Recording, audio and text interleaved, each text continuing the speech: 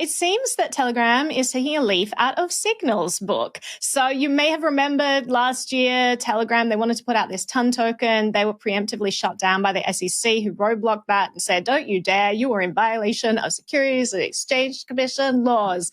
And so they let the project die. But it seems that a third party, completely unrelated to Telegram conveniently, has picked up the project and is running with it. And now Telegram is endorsing it and saying, yes, we endorse this. This is something that you'll be able to integrate on Telegram, and this is unrelated to us. And it's an interesting way of handling all of this, because we've seen a lot of projects. Like we had the Kick token saga, where the exact same thing happened, where you had a messaging platform try to bring out their own token. They're shut down. Telegram was shut down. So then you had Signal come out and say, oh, we're not doing anything. But also there's Mobile Coin, completely unrelated. It's a foundation, completely different team. And when you ask Josh Goldbard, like, how is Moxie involved with this? And he's like, I'm not even going to mention it. You can ask Moxie. We did ask him that. Talk.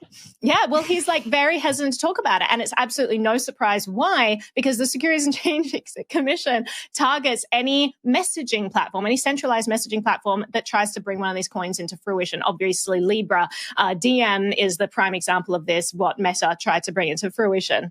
And so it is interesting now that they've gone the Signal route. There's this completely separate entity that Telegram is just endorsing and allowing to be integrated. And it does seem like crypto payments on messaging platforms is a next big wave. Everyone is diving into it. I have some thoughts on this, but I'm going to throw it to the group for your first take. Jen, what's your take on all this? Well, I want to get a little bit of the history from you, so I'm going to throw it back to you. But first, I want to say it is a little suspicious that the team has not come out in support of any other of the projects that have used this open source code. And all of a sudden, they're behind Toncoin, but they're not involved. I find that, a little bit of the, I don't know. Zach does it so much better than me. I don't know. I think it's a little suspicious, but I think to back up my suspicion, Naomi, can you talk us through the history? How did we get here with Todd? So the SEC, well, first of all, Telegram wanted to put out their own in-app messaging payment service. They were going to create their own coin, Ton. They had this giant ICO where they raised a ton of money, that I'm sure.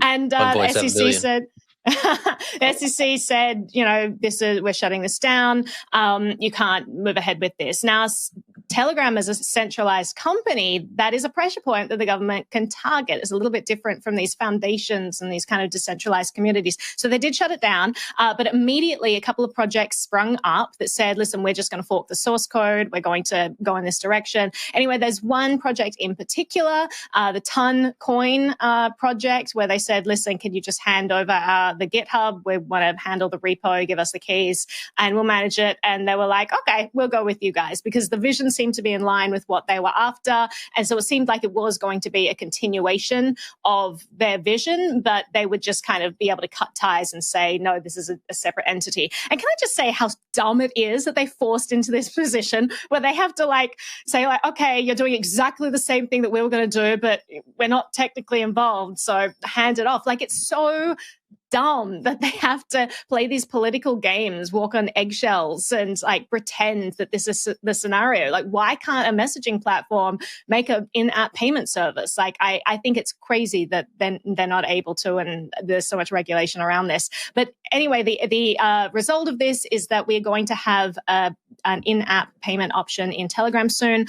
But I'm just going to mention again, we're in this world of messaging apps integrating payment options, and you've got the DM complete tracking device. You've got Ton, which doesn't have any privacy protocols built into it. Or you've got Mobile Coin, which is explicitly designed to collect as little information about people's transactions as possible. So, although Telegram's super popular, I hope that people don't default to this and choose more private options, because as they say, all of us are being tracked. We're just not all being targeted yet. So be careful with your data.